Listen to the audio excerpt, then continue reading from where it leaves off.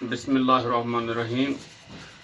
سبق پھر پڑھ، صداقت کا، شجاعت کا، عدالت کا۔ لیا جائے گا تجھ سے کام دنیا کی امامت کا۔ السلام علیکم ورحمۃ اللہ وبرکاتہ۔ چھٹی جماعت کی اردو کے حوالے سے ہم سبق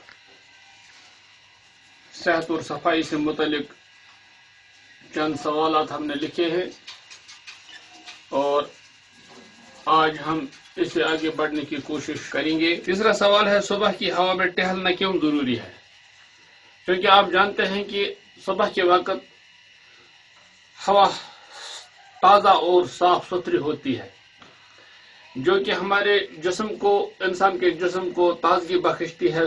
اس سے انسان کے جسم میں سرور پیدا ہو جاتا ہے۔ اسی لیے بتایا گیا ہے کہ صبح کی ہوا میں ورزش کرنی چاہیے اور اس کے ورزش کے ساتھ ساتھ ٹہلنا بھی چاہیے، تاکہ ہمارا جسم کاہلی اور بزدلی سے محفوظ رہے۔ صبح کی ہوا میں ٹہلنا کیوں ضروری ہے؟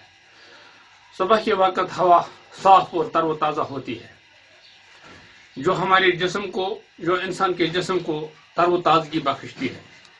اسی لیے بتایا گیا ہے کہ صبح کے وقت ورزش کرنی چاہیے اور اس ورزش کے دوران ادھر ادھر ٹہلنا بھی چاہیے، تاکہ ہمارے بدن سے سستی دور ہو جائے۔